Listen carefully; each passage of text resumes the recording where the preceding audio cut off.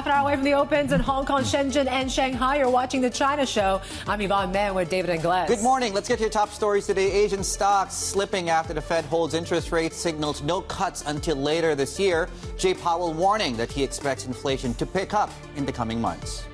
We have to be forward-looking, and the thing that every forecaster, every outside forecaster, and the Fed is saying is that we expect a meaningful amount of inflation to arrive in coming months.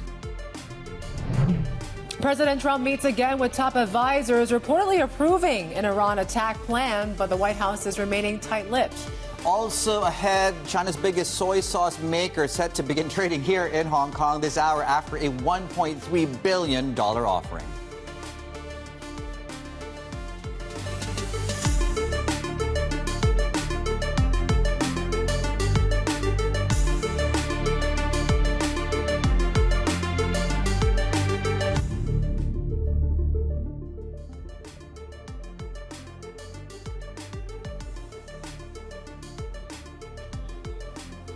Okay, let's have a look at the approach to the open today. We're meandering mostly on price. When you look at volume, certainly indicative of not a lot of big bets coming through today. So we're lighter on volumes coming through. Let's see how that persists going into the open today. But I think we're about 15% lighter on the benchmark itself. S&P futures, as you can see, are on weaker footing. We've also been rather stuck in a very tight range these last, let's call it 72 hours, or about, let's call it 50 points here on S&P futures. There was central bank decision. We'll get to that later on. Of course, we have a couple on deck today.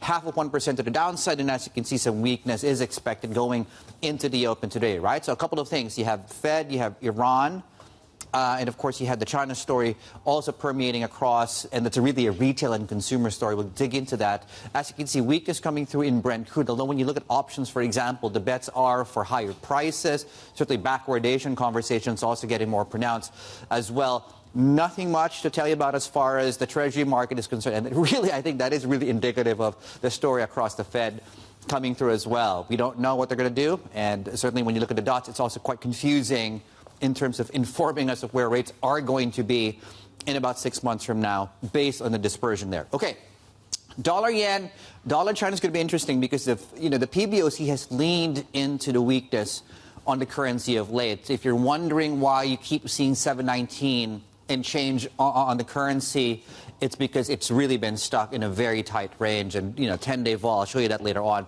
has actually dropped to about 10-week lows as far as the Chinese currency is concerned. Obviously, we talked about the central bank decision. You have two in the region, and of course, it's the Bank of England to talk about as well. But yeah, apart from all that, it's quiet across these markets, but we're still trying to figure out, Yvonne, what's going to happen with Iran and what really the U.S. role will be as far as that's concerned. Yeah, and that meeting in the Situation Room just wrapped up a few hours ago, and President Trump, as we talked about, meeting with those security advisors as he weighs whether to join the conflict between Israel and Iran. But the path forward remains unclear. You don't seriously think I'm going to answer that question? Will you strike the Iranian nuclear component? And what time exactly, sir? Sir, would you strike it? Would you please inform us so we can be there and watch? I mean, you don't know that I'm going to even do it. You don't know. I may do it. I may not do it. I mean, nobody knows what I'm going to do. Now, the Wall Street Journal is reporting that the president approved attack plans but withheld the final order. Let's bring in our Bloomberg editor, Jill Deese, is following this for us. And yeah, the president keeping us guessing and still. Yeah, and I mean, honestly, Yvonne, this is the kind of situation where we really could get an answer sometime within the next 24 hours, honestly, maybe as soon as tonight U.S. time, so Wednesday night U.S. time. At this point, again, piece on the table, you've just heard the president himself say there that he, it doesn't sound like he's made a final decision, or at least he's withholding his final decision. The Wall Street Journal, of course, as you mentioned, reporting that he has approved some kind of an attack plan. Whether he actually gives the final order, obviously that remains unclear, but there's a lot of different stakes here that we're, sort of measuring up. A lot of experts would argue that actually it's U.S. military firepower that would ultimately be what is needed to destroy some of those really critical nuclear facilities that Iran has. So not just Israel alone, but obviously there's a whole can of worms that you open up if you consider the U.S. actually actively getting involved in a military situation in the Middle East like this and not just providing more defensive firepower for Israel. And what is the, I guess the other part to that too is there domestic political support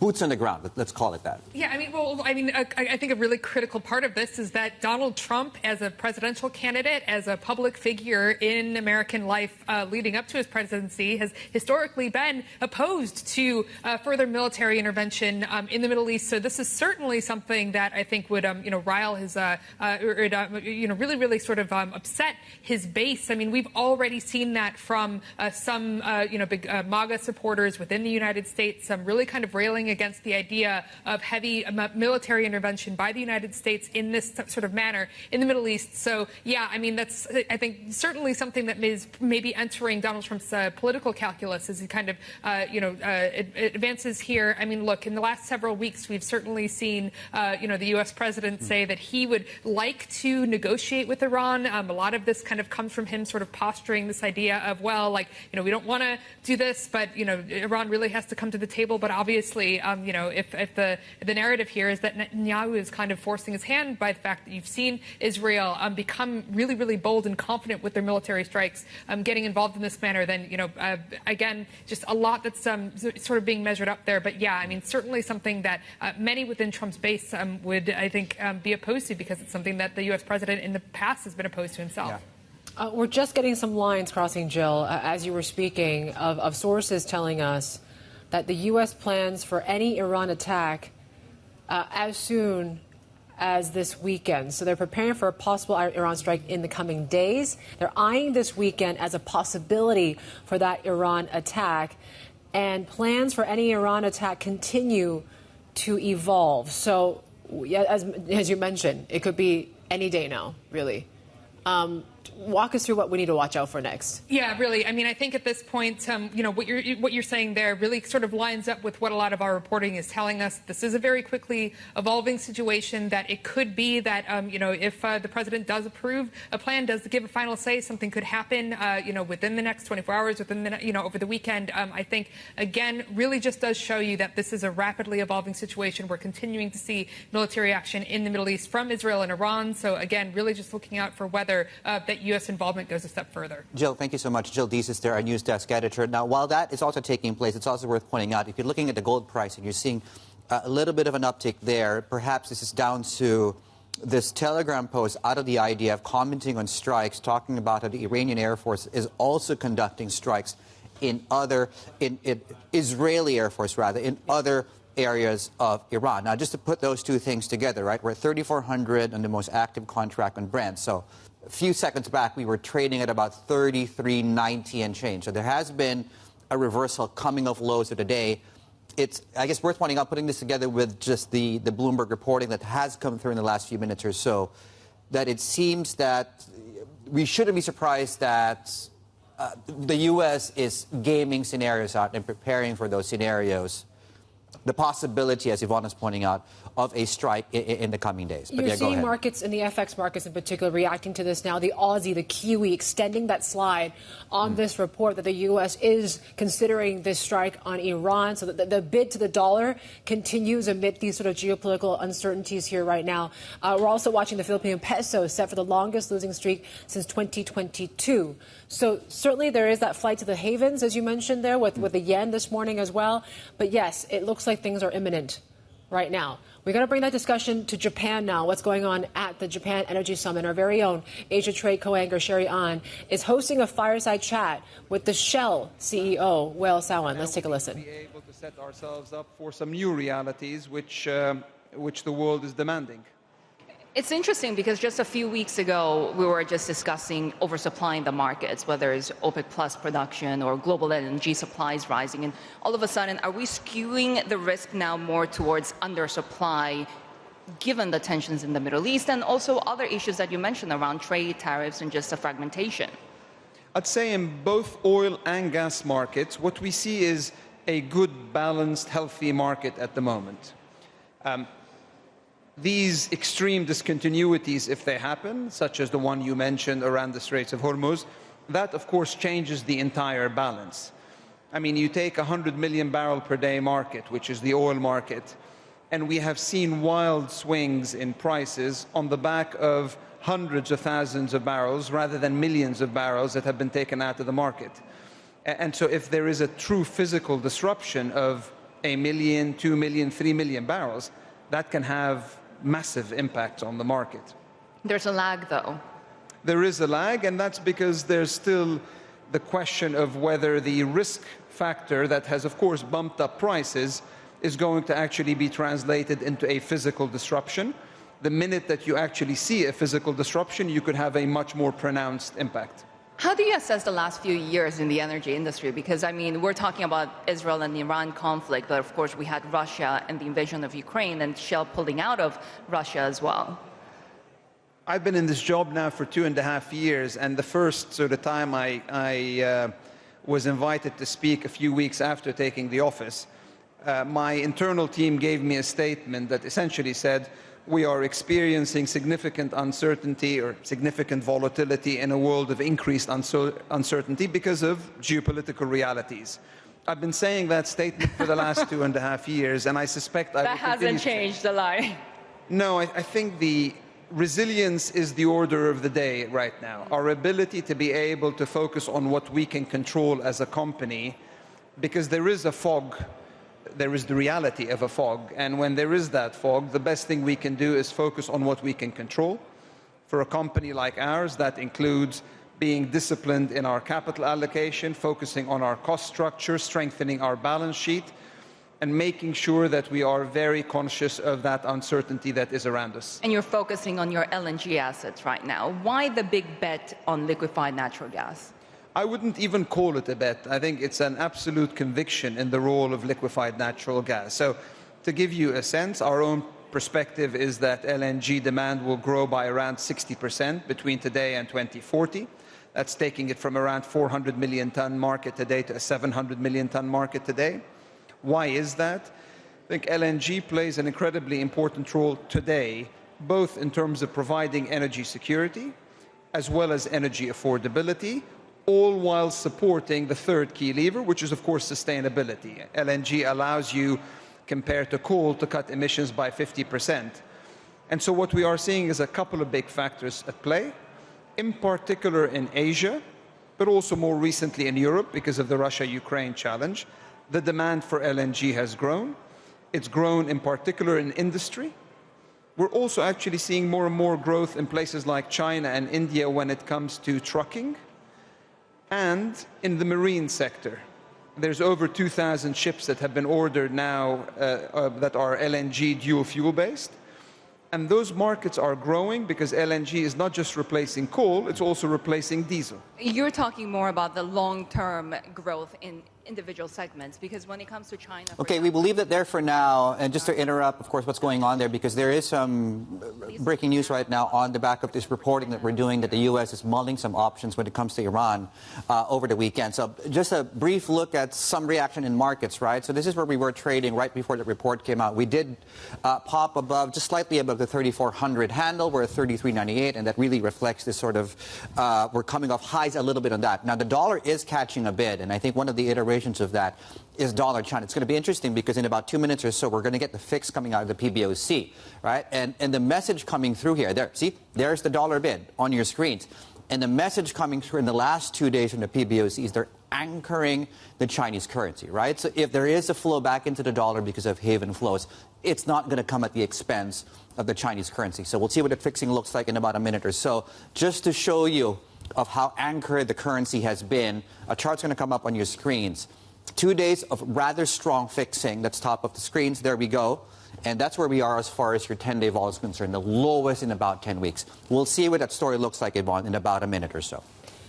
Yep, so that is going to be the key thing to watch, right? This sort of flight to havens, this risk assets are on offer here right now as we wait for some sort of announcement from the U.S. But yes, as you mentioned, I mean, you have a great chart earlier that we were talking about. The amount of interest going into Iran almost overshadows what we heard from the Fed overnight as well, which basically was in some ways a non-event. Coming up, though, we're going to head to Shanghai, and our chief North Asia correspondent, Steve Ingles, joins us from the Mobile World Congress. Steve, I believe you're joined by a new friend. Yeah, you know what? Yeah, that's right. This is AGI bought from a company, just a 2-year-old. Oh, you're talking? 你好啊。Ni hao. saying, I'm here. Ni hao, hello, welcome. Basically, this is one booth of many at the Mobile World Congress Shanghai. The boring old handset is yesterday's news because the advancements in AI, you know, that DeepSeek moment that the nation had, it is being translated and integrated into a number of different products, obviously Okay, it's speaking Chinese now. It also speaks English. But there are a number of different bots like this. AGI bot, that's artificial generative intelligence bot. And again, why it's so popular here is keep in mind that one estimate is that 90% of the parts, the supply chain and the parts that go into a bot like this are in China. So that has really accelerated the development. We'll interact more with AGI bot later in the show.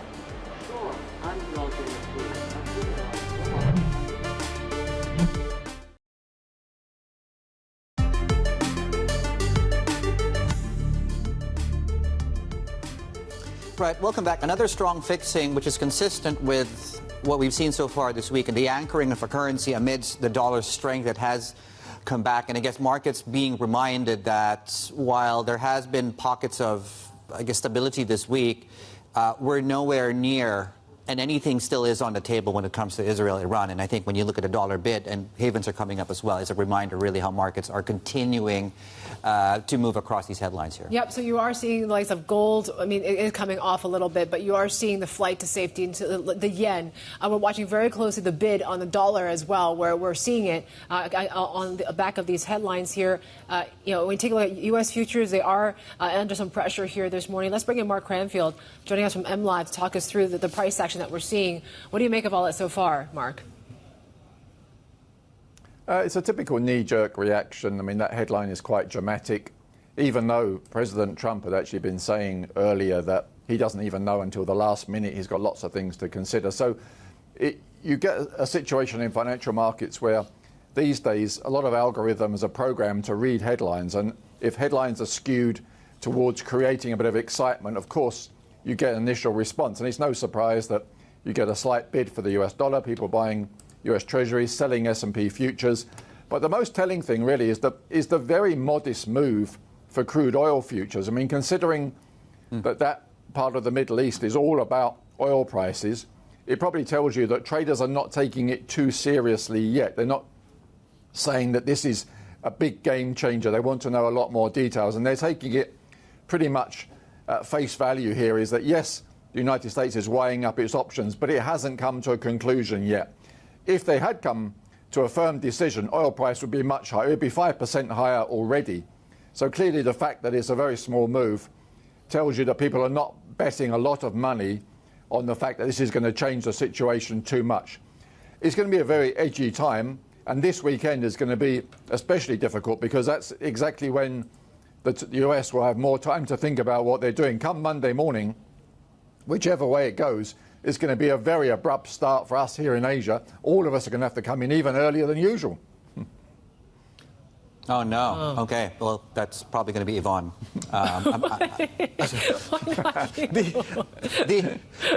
Mark, I mean, we need to talk. I mean, clearly, this is the top story still. And, you know, certainly the potential outcomes from Iran outweigh anything that we know on the Fed.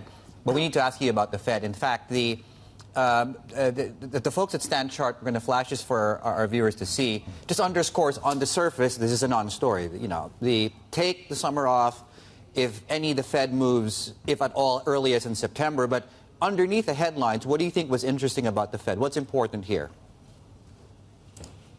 Probably the thing that traders are taking away from it is the move for the dot plots in 2026 and 27. There was no particular reason for them to do that. Considering the fact that they left the 25 dot plots unchanged, they may as well have just left the longer ones as well, particularly given that Jerome Powell's term ends in the middle of next year as well. I suggest that traders will be reading that as a pushback against market pricing.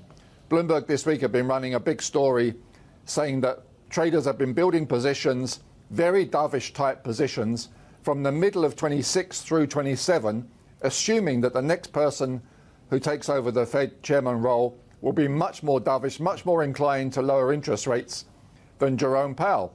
And I suspect that what these dot plots are telling you is way too early to be making assumptions like that, and the Fed is pushing back against that market pricing. So that's what we'll probably see happen over the next few weeks, is that traders will start to take back some of those bets because they've really jumped in far too quickly before we even know who is going to be the main candidates as the next potential Fed chairman. Mark, thank you. Mark Cranfield, our MLive strategist there on the latest market moves and certainly how we need to be looking at the nuanced story across the Fed today and going into next year. We'll have more analysis really on the Fed, the U.S. economy, what we can glean from lower growth, higher inflation with ITR Economics coming up in a couple of minutes here at Bloomberg, plus a preview of the trading day ahead. We'll leave you with a look at futures, then we'll unpack the story on the other side of this break. This is The China Show, and good morning to all of you.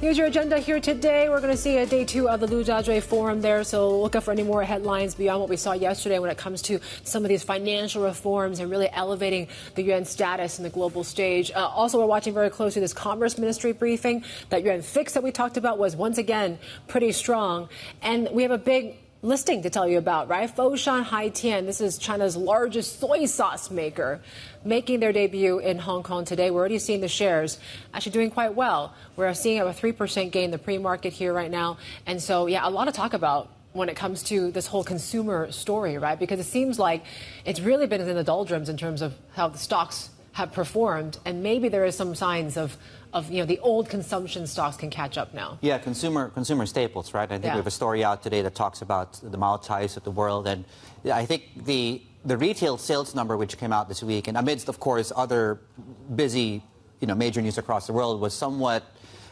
did somewhat take a bit of a back seat, but it underscores again that we need to be talking about this because people are making money out of these trades right now. Yeah, if you're not focused on Labubus and Laupu Gold, you can look back at the old parts of the consumption story that might give us a little bit more indication of where things are going. But yeah, Foshan Haitian certainly is part of that whole discussion, right? These sort of staples that we can look at once again. In terms of stocks to watch here today, we're watching very closely what goes on when it comes to everything oil related, just given what we're seeing, this flight to safety amidst some of these headlines that we're seeing from our sources that the U.S. is preparing for some sort of Iran strike this weekend. We have the open coming up next.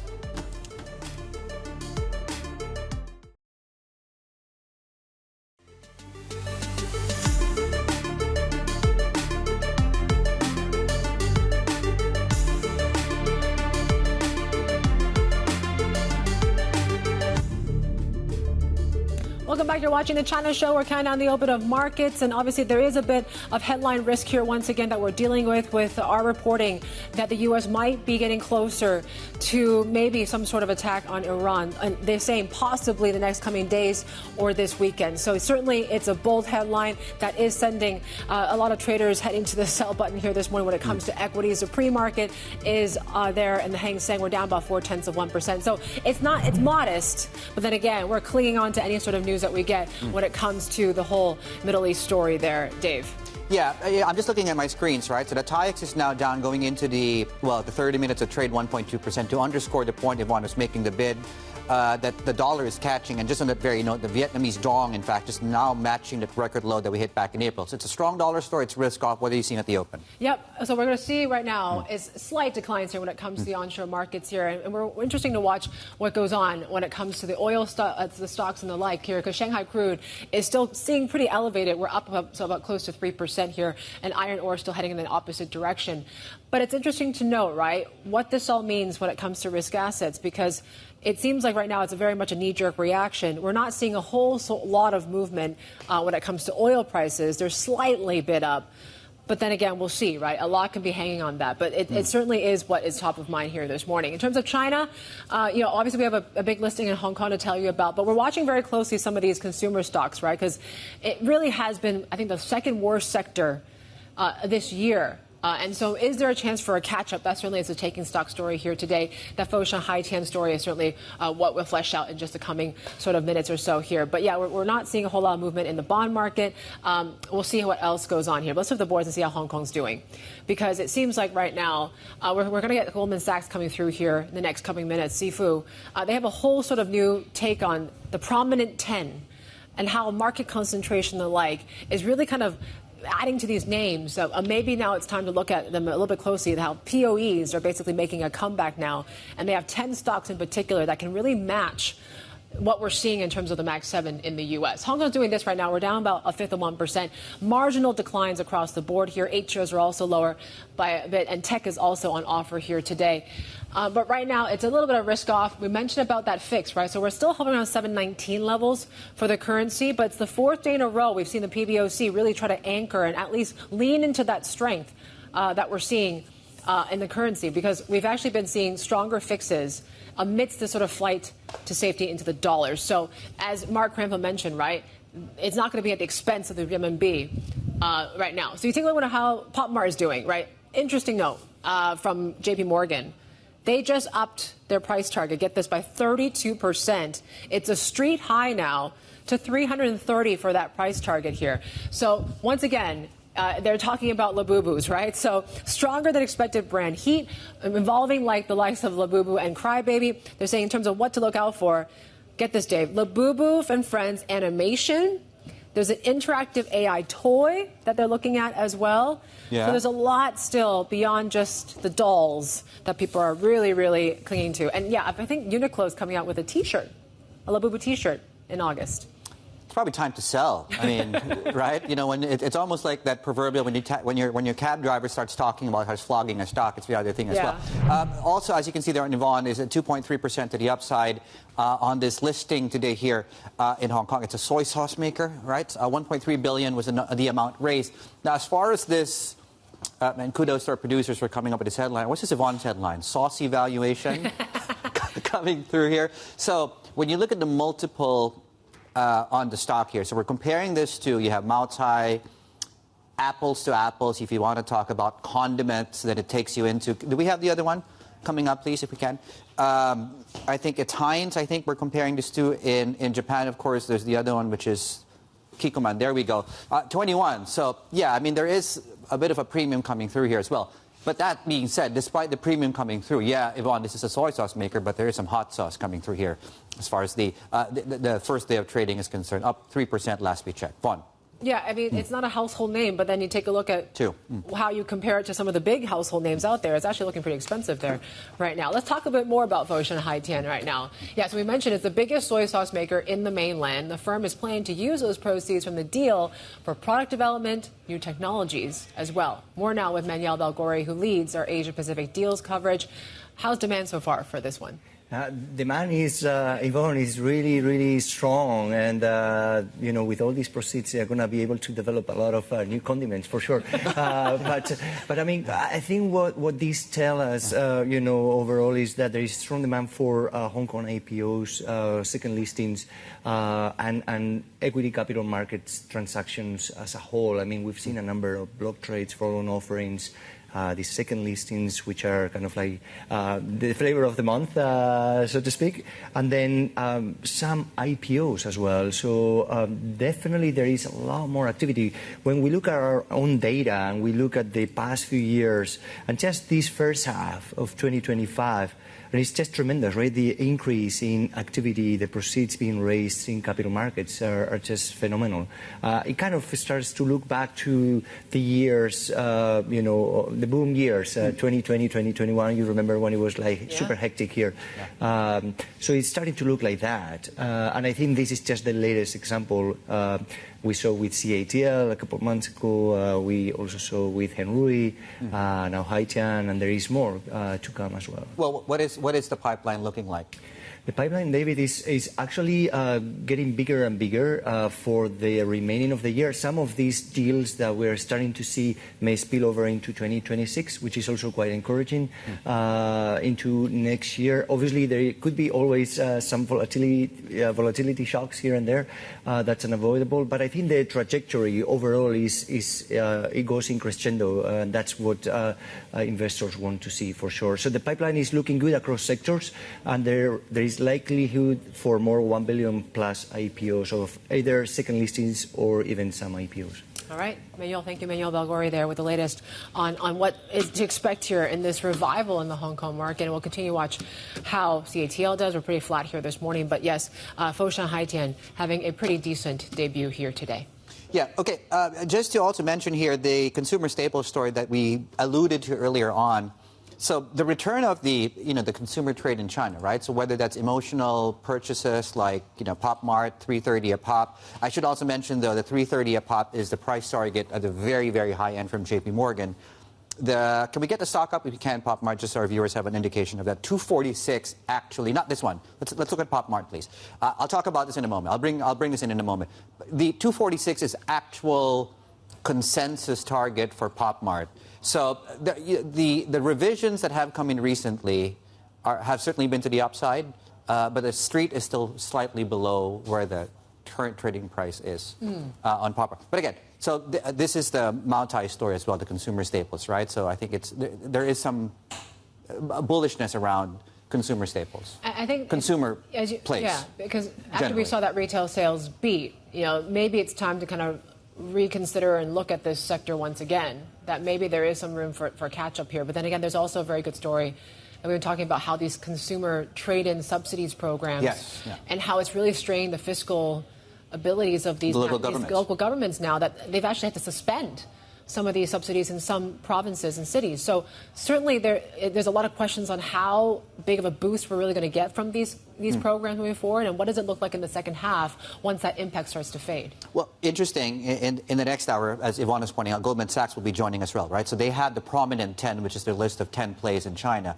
And really one question there is, how long does that trade last if we don't have as much visibility around what's really boosted consumption spending beyond the next 6 months or so in the form of subsidies, of course? Because some of those picks are, of course, your household names. Your household names, it's tech and the like, and we'll get a bit more with that with Goldman coming up.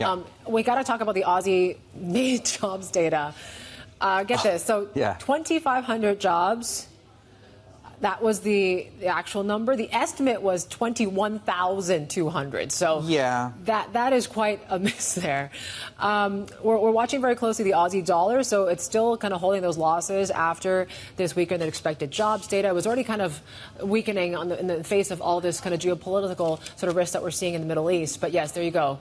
Quite a very, very volatile sort of data print once again. It probably is the most. It probably has the biggest variance of any, at least, that we cover regularly here. Like I don't think I've ever seen an Aussie jobs print that's come in within, let's call it half a standard deviation of the actual estimate. But yeah, the algos, go crazy on this, as one would. Okay. Let's take it back to Shanghai now, where the Mobile World Congress is going into its second day. It's, of course, Asia's largest conference for mobile connectivity. And business leaders discussing the latest technology, including AI applications. And Stephen Engel, our chief North Asia correspondent, is there with us and joins us right now. Steve, who do you have with you? Yeah, I have multiple friends, new friends right now. They don't know about my personality, so they're sticking with me. No, there's a real convergence, obviously, of AI technologies. This is AGI bot. Obviously, we saw him or her or it a few minutes ago. It can do a lot of different things, for sure. But again, as I said, China is really advancing this. And, the GSMA, which is the host of this Mobile World Congress, says that in China, mobile data is going to contribute to about $2 trillion US to GDP, which would be about 8.3% of current GDP levels. So they're not just talking handsets. We're talking about all the different applications that AI goes into, like humanoid robots, the components of which, one estimate that I saw, about 90% of the components in the supply chain are here in China. That helps accelerate the industry. I know you're talking quite a bit, so am I. All right, speaks both English and Chinese. and also does calligraphy, something I cannot do. So you can see the advancements at this early stage of humanoid robots. All right, AGI bot, let's go over here, because the handset makers are also having a number of different AI and humanoid robotic innovations. This is Honor, which is a smartphone maker. It's a spun off from Huawei. They have like a humanoid claw. I don't know what application I could use this for now, but it's kind of cool. You use your left hand here on the screen, and of course it's not working when, oh, there it is, and go boom, high five, down, high five. All right. As you can see, there are so many different humanoid robot booths here at Mobile World Congress, so we have to get our minds around the fact it's not just smartphones and what kind of solitaire games you can do with 5G. This is going industrial, the industrial supply chain. That number I talked about, adding to GDP growth, it's 40% of that is going to be for manufacturing sector. So again, whoops, I'm running into things. So again, China is really propelling this. That DeepSeek moment is a reality, guys. It's fascinating how the amount of innovation that we're seeing in China, right? I mean, this is really all that people are talking about. This is going to be the future of manufacturing moving forward, Steve. I mean, what else are you seeing there? And how can this sort of technology be applied across the economy? Well, I've been to a number of factories already this year. We've been to automobile EV factories. We've seen completely dark factories because robots don't need electricity and, well, they don't need the light. They run on batteries, so they don't care about whether it's light or dark. But it saves electricity, obviously. So robotics is highly, highly integrated into the manufacturing supply chain, and we're just scratching the surface right now. And then we're not even talking about the consumer side of it, because those humanoid robots are going to also be used potentially in households. We talked to Meituan and the eVTOL drones that will bring packages to your home. The humanoid robot will then provide the final mile into your home. So it's coming fast here because of 5G, 5G-A, and eventually 6G, and then AI. The open source, low-cost models like DeepSeek and others are being integrated. Yes, there's a trade war going on. Yes, there's supply chain constraints, but China, as I said, has most of the supply chain in the parts that go into these things. Advanced chips is the one wild card. How advanced do they need to be for the most efficient manufacturing processes is something yet to be determined, obviously. But for the mobile consumer, the numbers are staggering. The GSMA, the host of this conference, is essentially saying that the mobile consumer, each handset, is going to quadruple the amount of 5G and beyond data it consumes every month to 70 gigabits per month. So China is going fast into the mobile economy, obviously. It's already there. Great stuff, Steve. Thanks for the show and tell. I look at those robots and I'm like, I think that's my replacement right there. Yeah. One day. Hopefully not too soon. Stephen Ingles, our Chief Asia correspondent, joining us there in Shanghai. Subscribers can watch us live and see our past interviews. And, of course, that demonstration that Steve just showed us there at the Mobile World Congress. Lots to take a look at here this morning. This is Bloomberg.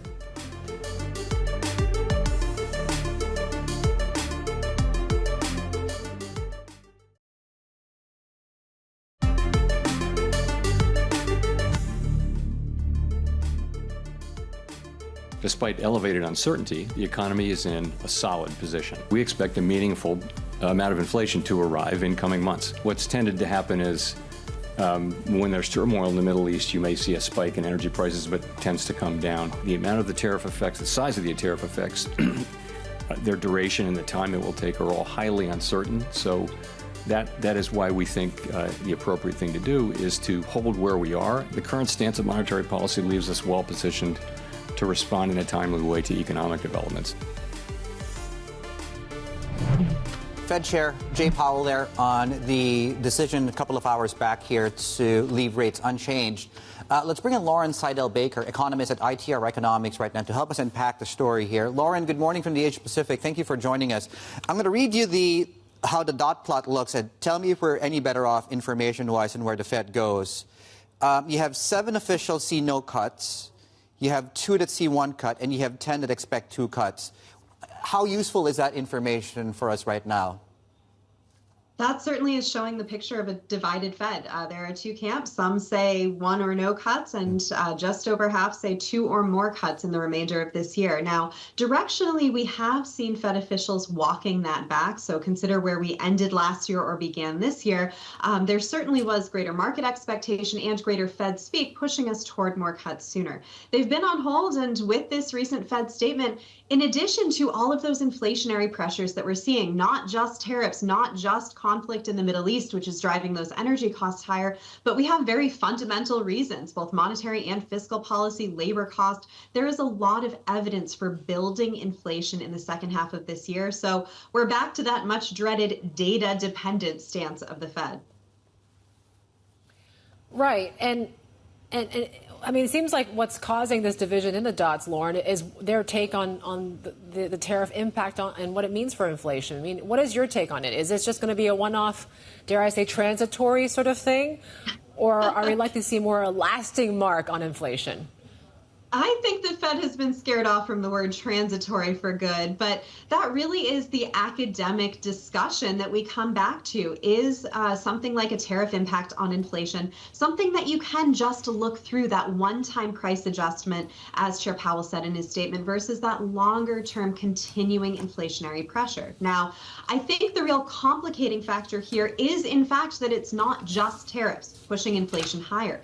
We have those broad-based, if you look at liquidity indicators, if you look at just a lot of these fundamental inflation drivers. We at ITR Economics have been saying for quite some time now that the factors are in place for building inflation by the second half of this year, certainly in 2026. So the Fed does not want to let inflation get away from them, as we saw recently this past cycle. Now, the other side of that dual mandate, we're always balancing these two things, and the other side is full employment.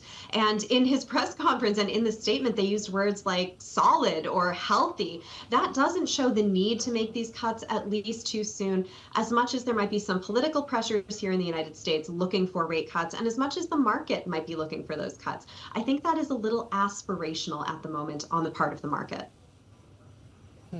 Okay, so Lauren, what do you think about, how would you describe the current labor market right now? Our labor market is still quite tight. We can look at the unemployment rate, which is reasonably low. I prefer personally to look at the balance between unemployed workers and job openings. At the worst, at the tightest of this market, it was a 2-to-1 ratio. That is, there were 2 open jobs for every 1 job seeker in the U.S. Now we're back toward that 1-to-1 ratio. But if you look at this indicator over history, we spend much more time above 1 than we do at or below 1. So that means a typical labor market here in the U.S., there are multiple job seekers for each available job. So seeing that 1-to-1 ratio, that so-called balance in our labor market, that still is a relatively tight position. I speak to many businesses who are just struggling to find labor, especially that skilled labor in certain sectors. So I don't think we have a severely loosening labor market, certainly not to the degree that the Fed should be worried about it and should need to inject a little bit of stimulus to the economy. Our labor market is still quite tight, not much confidence on either the employee or the employer side, but a stable position today. So Lauren, should I just take the summer off then, as Stan Chutta said, that we were not going to expect anything from the Fed until maybe September? And at that point, does monetary policy and any action from the Fed actually matter? And once you do get a little bit more clarity on the tariff front, when we reach that July deadline, we might start to see that percolate in the data soon. I'm just wondering, would that be too late for the Fed to avoid a recession? I don't think avoiding a recession is really what the Fed needs to be holding themselves to. I mean, first of all, that's not in their dual mandate, but really, as we look at the indicators, they are turning up. So the U.S. economy, driven by that tight labor market, is on stable footing. Whenever we have a tight labor market right now, more people being employed, wage inflation is outpacing consumer price inflation. So our economy overall is on stable footing. Whenever we have a strong consumer, that contributes to 2/3 of GDP. That really is going to give us just the broad-based stability. So can we take the summer off? Well, the Fed's back to data dependent. I don't see anything happening before September. Personally, even September, the market is pricing in just north of 50-50 odds on a cut there. I wouldn't be surprised if the next rate cut eventually comes out to be a hike, the next rate move comes out to be a hike and not a cut. Oh, no, you complicated it for us. Lauren, I had a question. Okay, very quickly, Lauren. Personnel changes at the top of the Fed, does that matter as far as informing us where rates will be this time next year?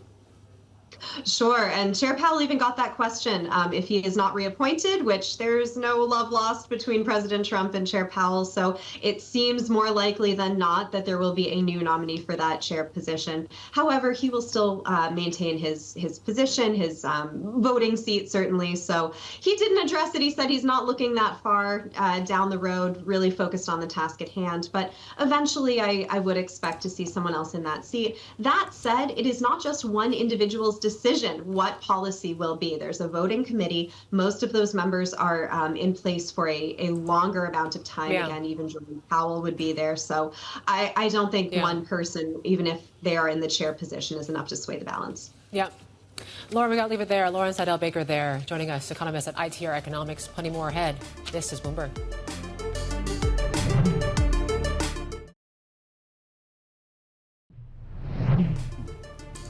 Right, as we go into the second hour of the China show, a reminder, headline risk in these markets with gold for a couple of seconds topping 3,400 on headline risk. We'll tell you what that headline is in case you missed it. There's plenty more ahead here on the China show.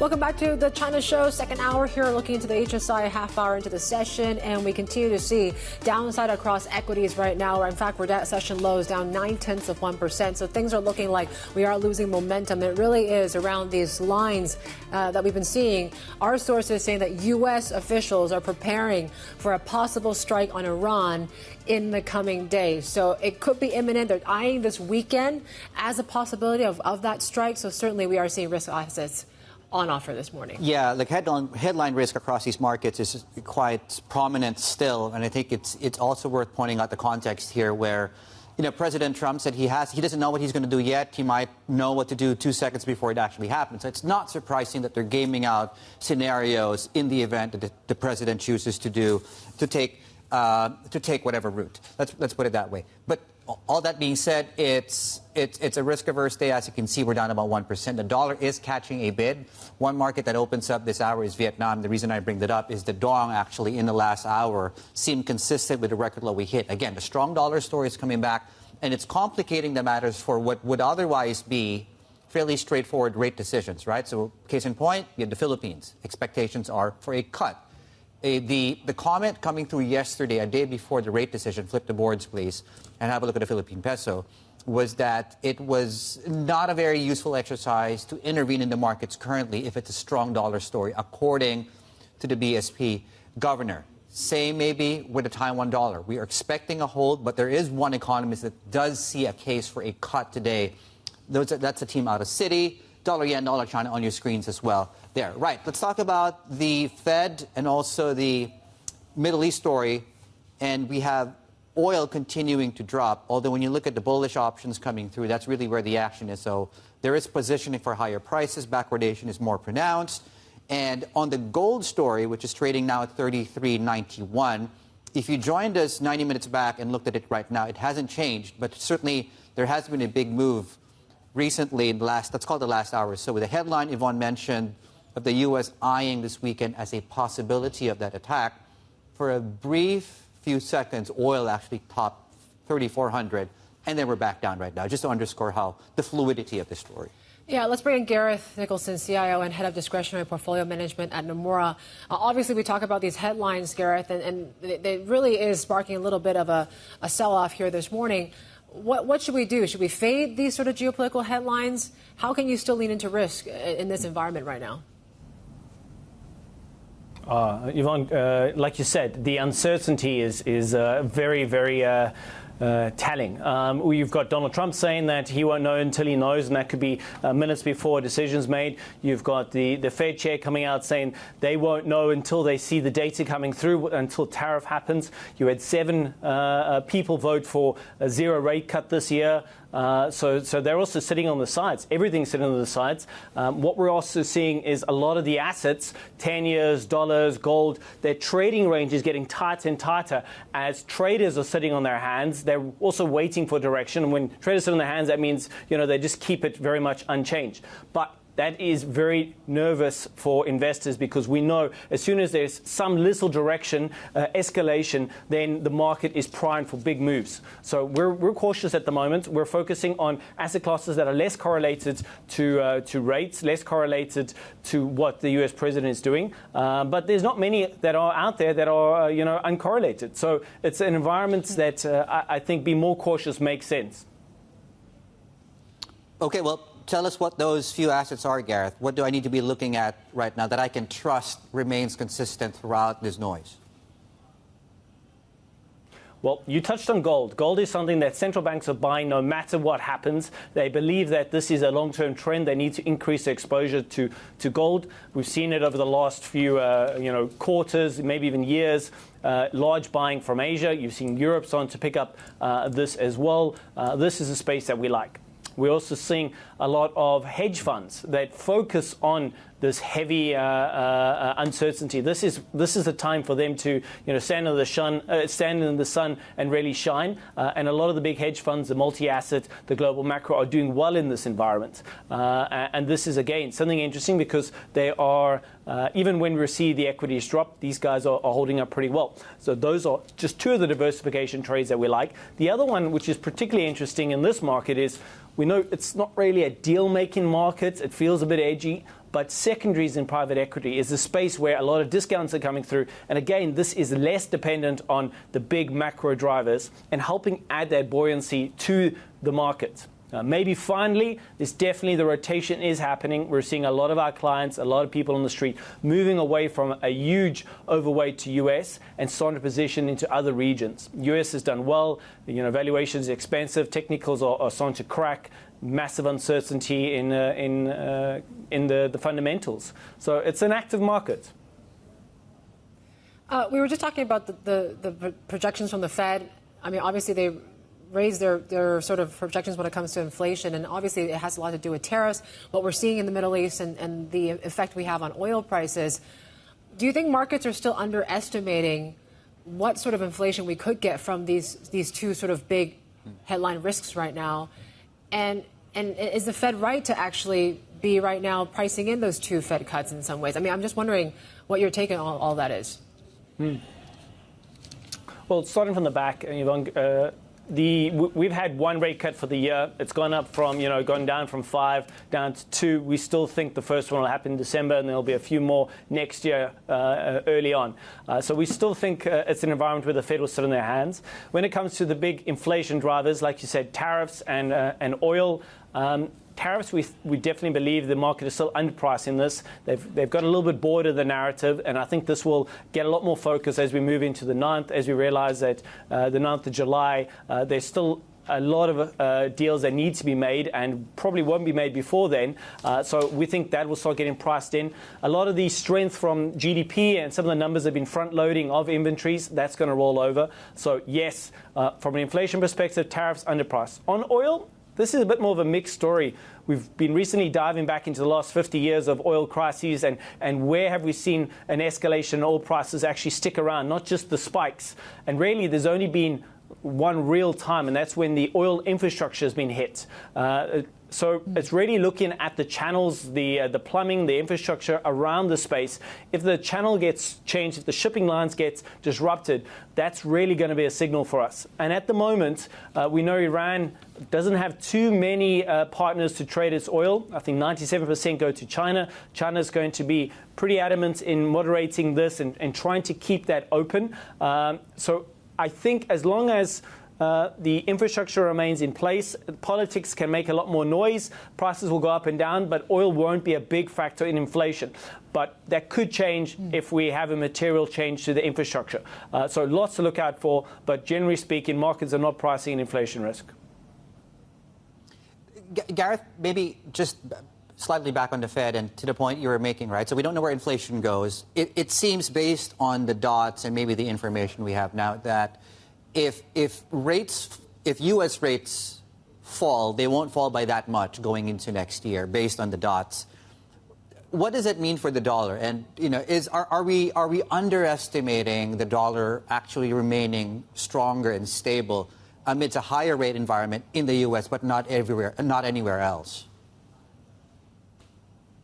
Yeah, dollar's getting particularly interesting because typically, like you said, the trade is pretty straightforward. If you're getting paid higher rates for holding the currency, most people are pretty happy to buy it.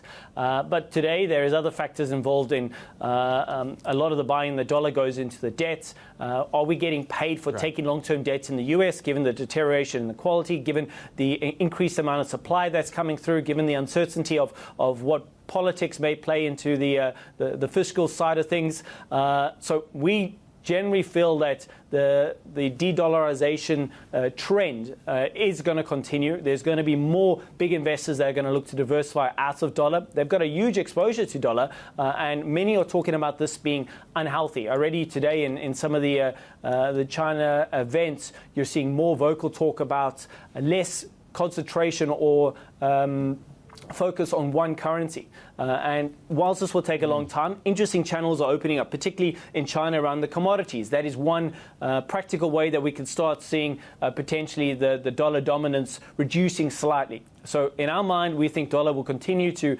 weaken slowly. Some currencies will be a lot faster, some less so. But in general, the dollar will be a slow grind lower or weaker at least. I mean, we've been talking about this U.S. exceptionalism debate quite a bit. I mean, Gareth, you've been talking to, I'm sure, a lot of investors. How serious are they in terms of really rotating out of the U.S. and U.S. assets now? Well, I think we have to put some numbers to it. I mean, when you talk to global mutual funds, they have 85% in U.S. This is a global mandate where it's still 85% of the portfolio could be in the U.S. You have investors in Asia which will have basically two huge pockets of investment. It'll be their home bias, which is understandable, their homes, their businesses, and then largely 80-odd, sometimes even more, in U.S. assets. And this has been a great trade for the last 10 years. It's given them high liquidity, good performance. But today, if you think that the dollar is going to face weakness, the uncertainty and the volatility in the asset class, why would you want 80%? You could easily sleep at night better with 70, 60%. And when you start seeing this shift of 10, 20% of a portfolio, this is going to be a catalyst, we believe, to see more and more rotation trade. So more and more money going to Europe, going to Japan, going to China and India. And really, the U.S. is so big, you don't need too much to leave from the U.S. to make a material difference to an economy or at least a stock market like India, for instance. Gareth, thank you so much for joining us. You know you'd had a busy morning, so thank you for spending the time to speak with us. Gareth Nicholson, the CIO and Head of Discretionary Portfolio Management at Nomura. Still ahead here on the show. So we talked about this earlier. We'll unpack the story even further. President Trump remaining tight-lipped, but Bloomberg sources say that the U.S. is preparing for a possible strike on Iran that could happen in the next few days. An update is just ahead. This is Bloomberg.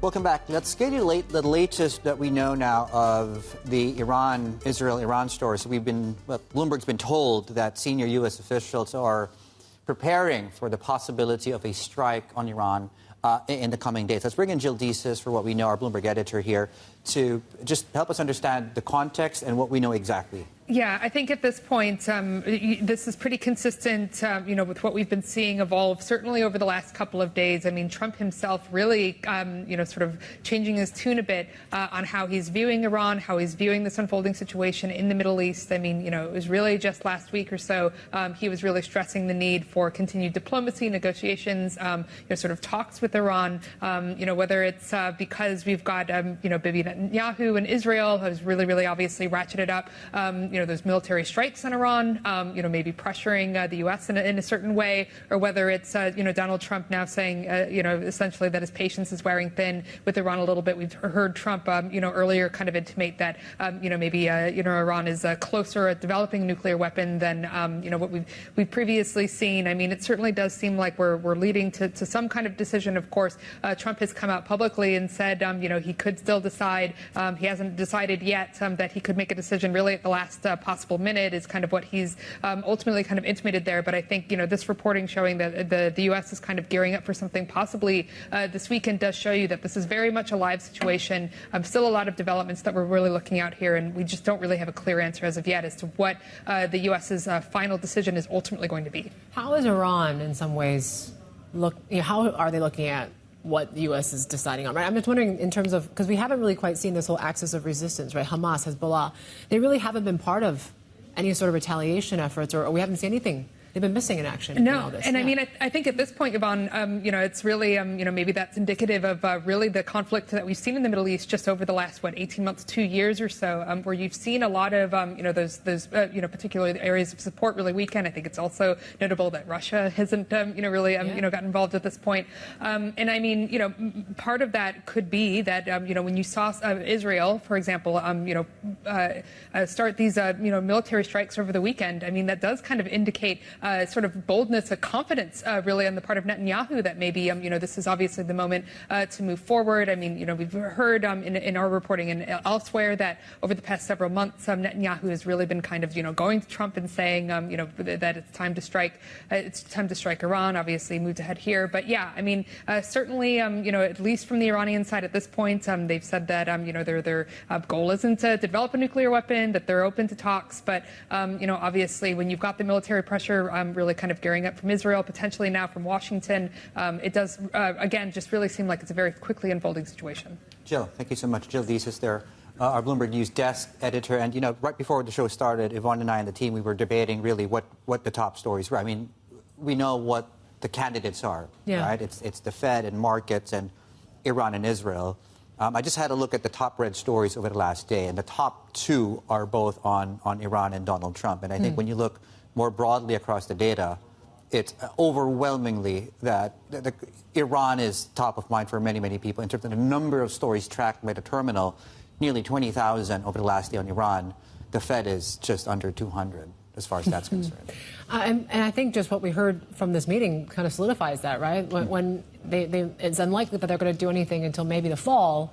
We have a couple of months to kind of move that story aside and really focus on the geopolitics. And because it is just headline after headline, right? I mean, we just have to react to that. So that's the latest there. We'll see how that all plays out here. Of course, we talked about the flight to safety. Gold certainly catching a slight bit here this morning and briefly touching that 3,400 level as well. We got plenty more ahead. This is Bloomberg.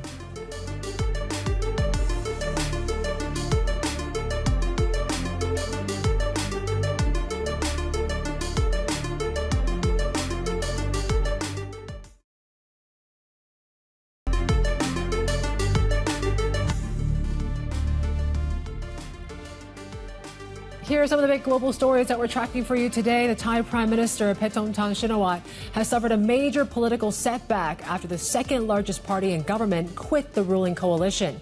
The loss of Bunjai Thai Party's 69 House seats weakens the fragile coalition and heightens the risks to its survival. The Thai leader is facing calls to resign after blaming her own military for escalating a border dispute with neighbor Cambodia. Family members of people killed in two Boeing 737 MAX crashes are urging a U.S. federal judge to reject a proposed deal allowing Boeing to avoid criminal charges. The deal requires the playmaker to pay over $1 billion in fees and fines, but avoid criminal prosecution. Lawyers for 15 families argue that Boeing should instead stand trial for criminal conspiracy, as the government had originally planned. Okay, let's head it over now to Shanghai, where the Mobile World Congress is going into its second day. It's Asia's largest conference. You think AI business leaders are looking at the latest technology, chips, semiconductors, connectivity, AI applications, everything in between. Stephen Engel, our Chief North Asia correspondent, is there on the ground for us. And Steve, tell us about your new friends. Yeah, right. I want to illustrate a little bit more about the manufacturing side on how 5G and AI and connectivity and robotics and the metaverse are all going to be intertwined in the manufacturing process. This is Lenovo. Obviously, they bought the IBM ThinkPad brand many, many years ago. They've branched out beyond that. This is, for example, a power station where you have this Daystar bot that can go in where humanoids cannot if it's unsafe. You have real-time cameras, you have infrared for temperature, and this is my friend, I'm calling him Keanu, because didn't he have a band called Dog Star? Anyway, these guys go in. I'm a little bit cheeky, I know. These guys go in and they can shake. All right, give them a high five. Oh, too late. So again, this is going to be about 40% of what the GSMA predicts will be a $2 trillion contribution, mobile data contribution to the Chinese overall GDP. That's about 8.3% of current levels. And a lot of that, 40%, is going to be industrial robotics and like. So this one checks all the boxes. We're talking 5G, eventually 6G, of course. It's AI, it's robotics, and of course the metaverse, as we can see from remote viewing. All right, I'm going to go to another stall. You go ahead and ask me a question while we move to another booth here, Chang'an Motors. What do you got for me, guys? Steve, I gotta ask. I mean, you take a look at all these humanoid robots that you've been showing your new friends and all like. I mean, what does this tell us about jobs? Are these robots just going to be the ultimate jobs crusher here? Are all our jobs on the line? It's all about efficiency, Yvonne. Efficiency, right? So yes, there's going to take some jobs. That's for sure. More of the menial jobs and some of the manufacturing sides have already moved to robotics. That's something I'll leave to the politicians about how they have to continue to create jobs because of all those tens of millions of new graduates that come into the workforce. They're looking for higher level jobs, not necessarily the menial manufacturing or being sent into power stations if there's a meltdown. But I wanted to kind of go to something a little bit more fun. This is Chang'an Motors, which of course is a 50-50 joint venture with Ford Motors. They've branched out. This is their latest EV, which is all part of the mobile economy. This is the Avatar. But this is what's fun here. Oh, he took my spot. This is kind of Iron Man jetpack from Chang'an. Ooh. Chang'an has, in December, I think they earmarked about $7.8 billion for low-altitude flying cars, basically, eVTOLs. And this is part of that. This doesn't fly yet, but I'm going to come on in here. Get in there, Steve. This would be the ultimate television stand-up, wouldn't it? This would be the ultimate television stand-up if I just took off right now. But, I mean, concepts are concepts for a reason. But, again, China's moving pretty quickly. They have, you know, the dominant position of all the supply chain for the parts that go into things like this. So humanoid robotics, dog-like robotics for industrial use. Obviously, in the automobile supply chain, you have dark factories because robotics don't need the lights on all the time. And then eVTOLs are being pushed by various local governments throughout China for quick point-to-point delivery of people and also goods. So drones, we're ticking all the boxes here. Yeah, well, Steve, before we let you go, what other cool stuff have you seen there? Yeah. Well, there's lots to see, obviously, because so much of the 5G economy and what China is moving on to now is called 5G-A, which is advanced, because they really want to further monetize the infrastructure and the cost, the huge cost that has been put into the infrastructure for 5G. Some say in other parts of the world, maybe they have not monetized it, or it has not lived up to expectations of all the promises of what 5G can do. So I think the mantra right now is to essentially get 5G, leverage the capabilities as much as possible before we move on to 6G and beyond. But right now, everything is interconnected in China, including this vertical takeoff and landing jetpack. So cool. Yeah, super. In fact, in 10 minutes' time, you're going to see Steve back here in Hong Kong. For a moment there, it reminded me of. I thought it was one of those modern torture devices at the gym, where you work out your lower abdominals, where you lean on that, and then you. Anyway, that's probably better what Steve has there. The other one had really no use. But yeah, fantastic stuff out of Stephen Engel there, out of the Shanghai Mobile Congress. Right, from real steel to Nippon Steel. Let's have a look at that. There's your pivot for you. Before we go into the break here, Nippon Steel is up 2%. And the headline here, they won't rule out issuing equity for the steel deal, which, of course, the big headline was there overnight. So plenty more ahead. This is Bloomberg.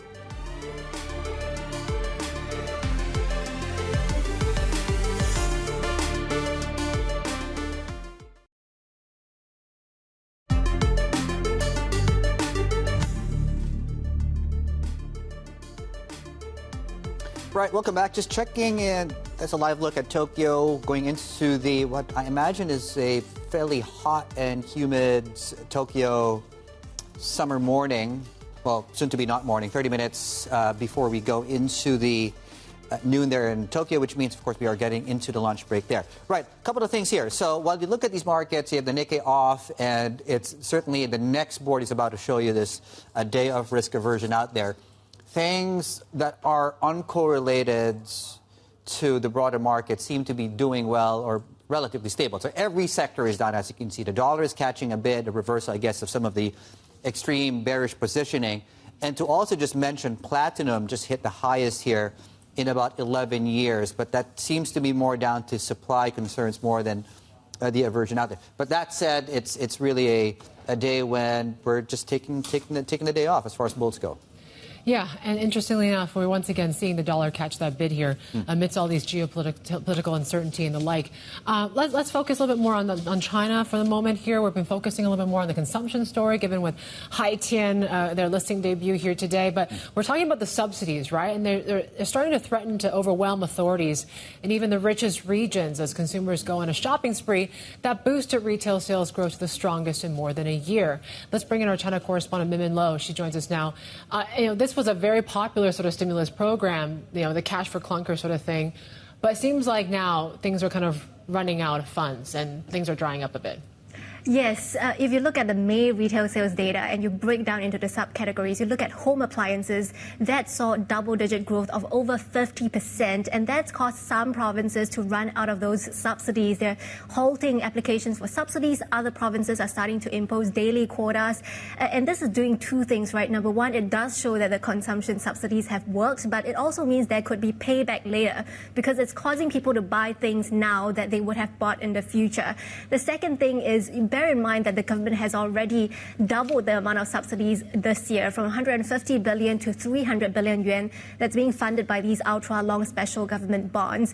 And already the government has also raised the fiscal budget deficit this year. It's increased the quota for special government bonds by more than 80% higher than last year. So all of these are going to increase the interest payment burden on the Chinese government. It's going to erode its spending power. So there's got to be a more sustainable way for the government to find a way to boost domestic demand. You mentioned retail sales. I know you want to talk about Moutai. Yes. So we're looking at the traditional consumption staples this year in particular because they have been the second worst performing sector in the CSI 300. And you look at the consumption sectors and which are the stocks that are doing really well. It's the fashionable, trendy stocks, the emotional spending stocks like the Labubus, the Pop Mart, and Laopu Gold that is driven by Gen Z spending. But some money managers are saying that we could see the traditional sectors really make a comeback in the second half half of the year, because if you look at the retail sales spending in May, again, if you can bring up that table, and you look at beyond home appliances, we are also seeing things like alcohol, tobacco up about 11%, daily necessities up about 8%, and even things like spending on grain and oil up close to 15%. So these are the sectors not covered by the subsidies that are showing pretty resilient numbers in May, and that's why some money managers are saying we could see these sectors coming in, making a comeback in the second half of the year, especially because these are traditional sectors and they have really the power to survive for the longer term. Yeah, particularly when you look at Multi, right, and I think the margin that company continues to deliver. Thank you so much, Min Lo, our China correspondent. There. I mean, just a note on PopMart, because the news this morning, when we talked about this going into the open today, was the JP Morgan call, right? At the highest on the street. 330 for the stock is the price target that they changed. And they upgraded by like 32%. This just goes to show that there's still a lot of optimists out there about how much higher this stock can go. Despite it being already a pretty crowded trade, right? But I think Labubus are always something that people really are attracted to in an Well, not all. Yeah. I'm not a fan. You know who also isn't a fan of PopMart specifically? So Yvonne was mentioning J.P. Morgan, Morgan Stanley, I believe, also came out with a north of 300 price tag. On the opposite side of that spectrum, actually, Goldman Sachs actually has a very low price target for the stock. It's half the target of Morgan Stanley. Interesting. It's 151. Anyway, we'll set that story aside, but still with us here on set is Goldman Sachs to talk about other things. Still within the consumption story, the POE, private-owned companies, are making a comeback here, and it's really the case to be made of, if you had to pick 10, our next guest actually might have a list of 10 for you, and what the thesis is when you look at POEs. It's against what Min was pointing out there. SOE-related companies. Si Fu is here with us on sets, Goldman Sachs China portfolio strategist. Take us through this new report. Yeah. Actually, we published a series of reports talking about the comeback of POEs. Why now is from a macro perspective, that is, in the first part, we discuss why we think POEs investment opportunities are coming back. From the macro perspective, the regulatory environment is becoming more stable. We have the first legislation of the POE law in place since April. And also, if we look at the regulatory environment, it's still on the easing side. Basically, the regulators recognize the importance of private economy. And the other thing is, if we look at the AI development and the going global themes, basically it points to more advantage for POEs to continue gain market share in these areas and having their advantage in innovative technologies.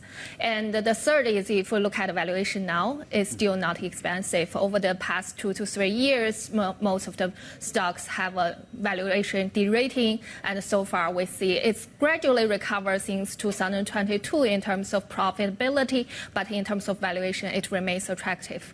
That's from the top-down perspective. And you're saying that this 10 that you're looking at has almost the same sort of heft and relevance as the Mag 7 in the U.S. How so? And you talk about the concentration ratio, too. It's quite low, which is not what we're seeing in the U.S., obviously, with some of these big tech names. Yeah. In terms of the concentration, that is where we find the potential for Chinese companies, why we think they can grow to be the Mag 7. So we still see room. If we look at the market cap concentration, the top 10 stocks still accounts for 17% in China versus 30% in the U.S. But in terms of the firm characters, we look at the U.S. experience. If the company continue investing in R&D, in CapEx, have sufficient cash in their balance sheet, then they are more likely to be the future leaders. So that's the screening criteria we are considering. Similar as Mag 7, we hope to find the next Mag 7s in China. What's the earnings outlook for the 10 amidst a consumer that has come back, but not completely. The consumer story shifted. And I wonder what the bull case is amidst that backdrop of weakness. Yeah. Despite the macro challenges, if we look at the 10 names we screened out, basically they can deliver double-digit earnings growth. If we look at from 2017 to 27, the 10-year period, they are expected to grow 17% earnings growth annually. Even looking into the next 2 years, it's slow, a little bit slower, but still 13% earnings growth for these 10 names.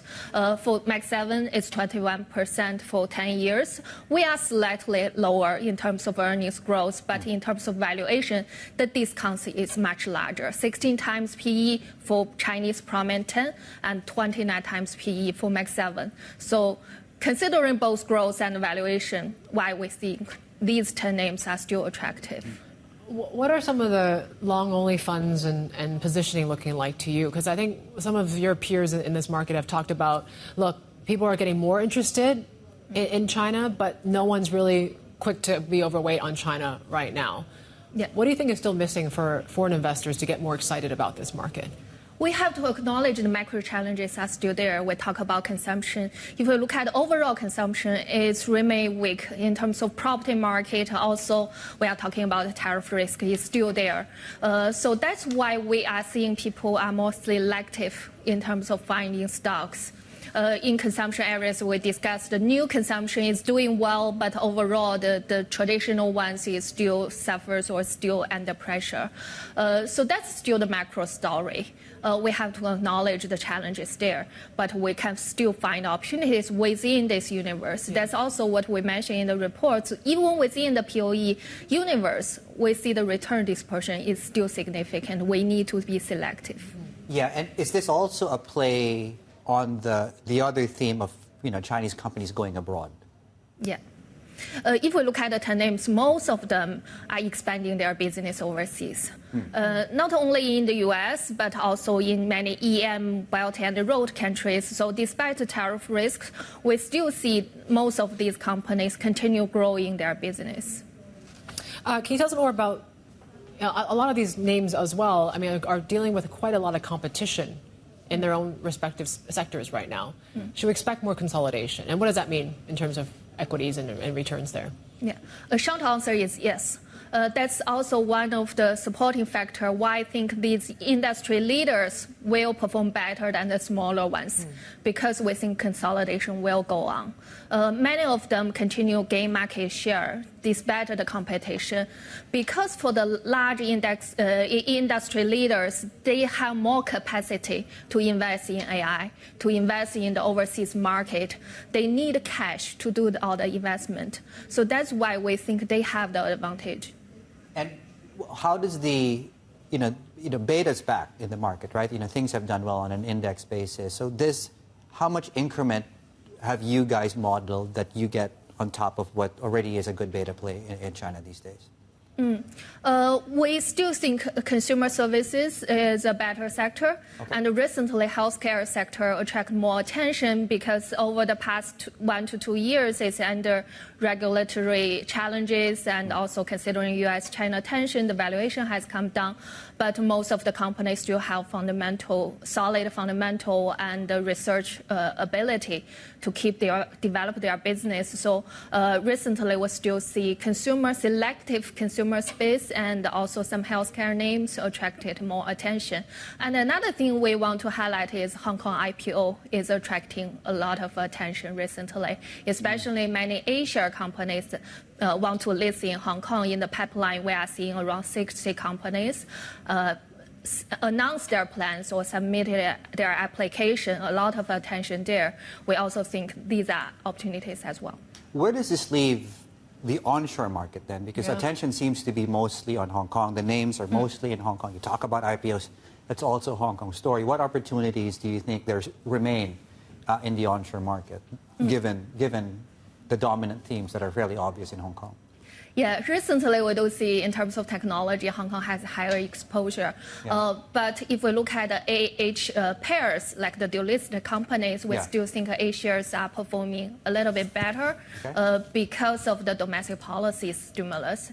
It's also important to look at the July political meeting. If there's more policy easing coming through, definitely it will benefit more cyclical stocks in the onshore market from the liquidity perspective and the sentiment perspective.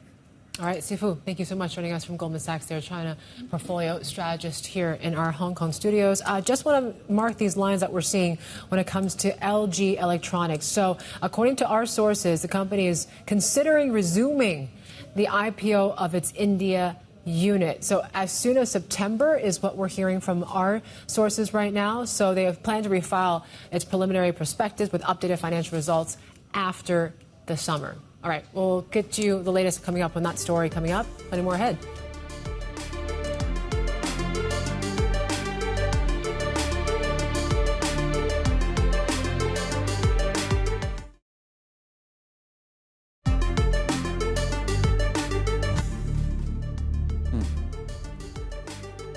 So we got through the Fed. We got other central banks that are meeting later on today as well. It's going to be the interesting ones is BOE, I think. They said to be holding, but we'll see if they actually stick to that kind of one cut every other meeting approach that they've been dealing with. Obviously, though, they're still balancing all the risk when it comes to inflation, tariffs, geopolitics, the like here. So that's a key one to watch. BSP, though, I think they're going to cut today. Probably. It's the expectation for another cut, and I think they have flagged in the past anyway that the path for easing was clear. The complication that's arisen in the last 2 weeks is a stronger dollar, right? And how they've had to, at least in the case of the Philippines, of course, to come back. I think the U.S. dollar is on track for the best week against the Philippines peso specifically this year so far. So I think the central bank governor commented yesterday that intervening in the market, and we know they're active when we get these sharp moves, is not really a useful exercise given how sharp the move has been. And just speaking of the currency, right? So when you talk about Southeast Asia, the Vietnamese dong, which is no decision today, but that's really reached a record low. But the Taiwan dollar is the opposite story, right? In the sense that the dollar has been weak against its currency. So I wonder how that might feature into the central bank decision out of Thailand today and what that means for the hold that is largely expected, but not a unanimous hold expected there. Yeah, I mean, the currency concerns is certainly one thing, right? And we keep asking whether they've had to intervene or not. They're still letting it go, according to what we've been hearing from officials and the like. But let's get a little bit more on what to expect from Taiwan today. So set to hold for a fifth straight quarter. And according to a majority of economists surveyed by Bloomberg, they're thinking things are going to stay the same. Let's bring in Betty Ho, our Taiwan markets reporter, joining us from Taipei. And maybe answer that question for us, Betty. How important is the currency going to be in terms of how they decide later on today? Definitely very important. However, for the rate decision coming this afternoon, most economists expect to hold in terms of the policy rate because as of now, Taiwan's economy looks resilient still. We saw record export numbers in May due to some front-loading orders amid the 90-day tariff pause period. Inflation locally is looking okay as well. So most economists expect the central bank to hold as of now. However, looking forward into the second half, you're right about the dilemma with the currency. Some economists are already attributing to a stronger currency hurting the local exporters, and that might drive the central bank to eventually cut rates. Betty, give us more color and context on how the financial community in Taiwan is looking at the currency now compared to 6 weeks ago when we had that massive move down in dollar Taiwan. How have things changed? Are people still speculating? What's the mood on the ground now? Right. The mood on the ground is definitely that people are expecting Taiwan dollar to see this structural strength going forward, even though after the historical surge in May, the Taiwan dollar has been relatively stable. We're not seeing that much of a surge like in a single day session or anything. However, I think the wide expectation is that Taiwan dollar is going to strengthen against the greenback in the mid to long run. The central bank has been it hasn't been intervening aggressively in the market. However, from our observation on the ground, it has been trying to come up with ways to not directly intervene, but to give some verbal instructions, say, to exporters and some banks, hoping that they could slow some of the dollar selling orders so that Taiwan dollar wouldn't rally too much too quickly. Betty. Thank you. Betty Ho there, our Bloomberg Taiwan markets reporter joining us out of Taipei on what to expect out of the central bank today. Some other corporate stories that we're tracking this morning. Bloomberg's been told that Guggenheim Partners CEO Mark Walter is buying the Los Angeles Lakers at a record valuation of $10 billion. Sources say the Buss family has agreed to sell its majority stake in the NBA franchise to Walter, who already owns the Los Angeles Dodgers baseball team. The price tag crushes the $6.1 billion record paid for a professional sports team set in March by the NBA's Boston Celtics. Microsoft is planning to cut thousands of jobs, particularly in sales, the latest move to trim its workforce amid heavy spending on AI. The terminations follow a round of layoffs earlier in May that hit 6,000 people and fell hardest on product and engineering jobs. The May cuts largely spared customer-facing roles like sales and marketing. Amazon is ordering some corporate employees to relocate closer to their managers and teams by moving to cities including Seattle and Washington, D.C. According to documents seen by Bloomberg, employees have been given 30 days to make a decision and 60 days to relocate. This comes days after CEO Andy Jassy warned that he expects AI advancements to shrink the company's workforce. Putting more ahead, this is Bloomberg.